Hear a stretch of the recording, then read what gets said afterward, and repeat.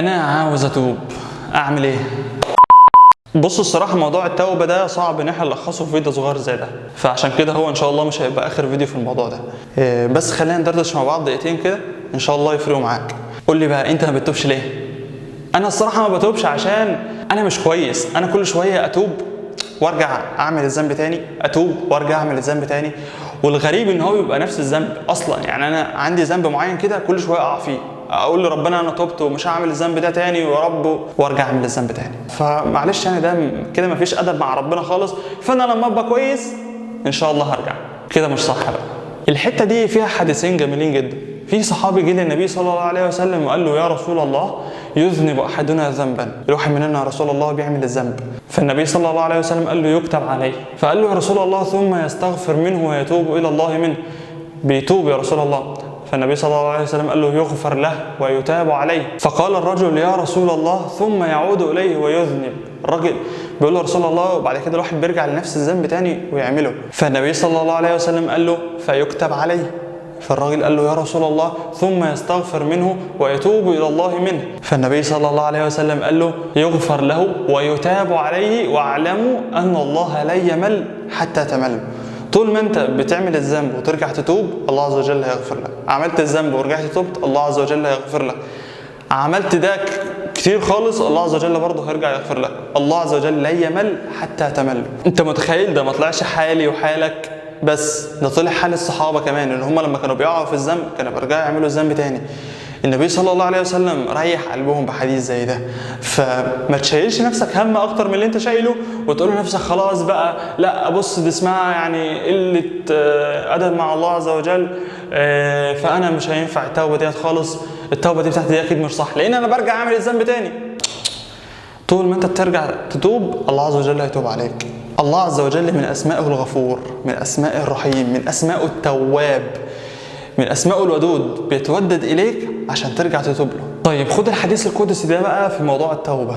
النبي صلى الله عليه وسلم بيقول ان الشيطان قال لربه اي رب وعزتك وجلالك لا ازال اغوي بني ادم ما دامت ارواحهم في اجسادهم. يا رب طول ما ابن ادم بروحه في جسده انا هفضل اغويه وافتنه واوقعه، كل ما هيقوم هفضل اغويه وافتنه واوقعه.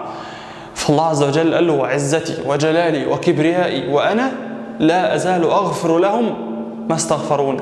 طول ما انت بتستغفر الله عز وجل الله عز وجل هيغفر لك.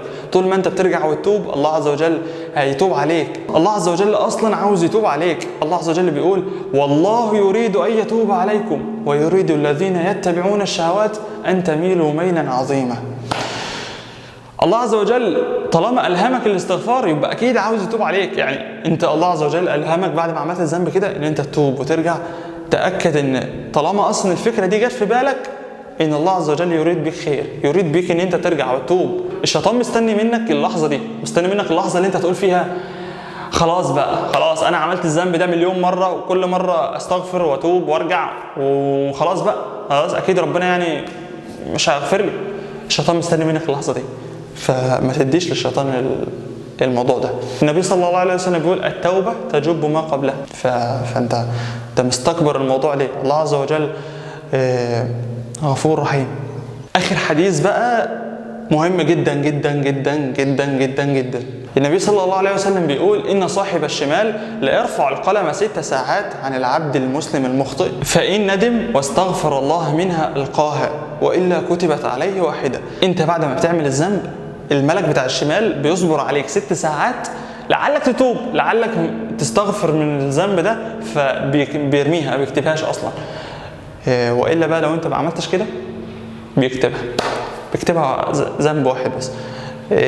فانت بعد ما تعمل الذنب سارع بانك تتوب على طول. طب 6 ساعات دي اللي هي الساعه بتاعتنا، الساعه اللي هي 60 دقيقه، لا مش شرط ان هي تكون 60 دقيقه، ممكن تكون ساعه، ممكن اقل، ممكن اكتر. احنا بقى املنا في ربنا كبير وان شاء الله تكون اكتر كمان. خلي الحديث ده في دماغك على طول، اظن هيفرق معاك. يعني الموضوع بتاع التوبه زي ما بقول لك صعب ان احنا نلخصه في فيديو زي ده، بس اهم حاجه تطلع منها من الفيديو ده يعني ان انت عملت الذنب يبقى تسارع بالتوبه. عاوز منك بقى حاجتين، هتكتب بقى في تعليق انت لما بيكون عندك ذنب بتسيبه ازاي. يعني انت لما يكون عندك ذنب مثلا وعاوز تسيبه ايه الخطوات العمليه اللي بتاخدها عشان تسيب الذنب ده.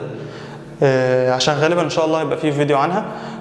فعاوز بقى اعرف رايك في الموضوع ده، لما يكون عندك ذنب بتعمل ايه. وتاني حاجه تعمل شير الفيديو، لعل حد يشوف الفيديو ده فيكون ده ايه زي حافز ليه كده ان هو ايه يقرب لربنا، فيكون في ميزان حسناتك. النبي صلى الله عليه وسلم بيقول الدال على الخير كفاعله. فانت لو حسيت انك استفدت حاجه من الفيديو ده يبقى اعمل له شير لعل حد يستفيد بسببك. ولو انت على اليوتيوب ما تنساش تعمل سبسكرايب. السلام عليكم.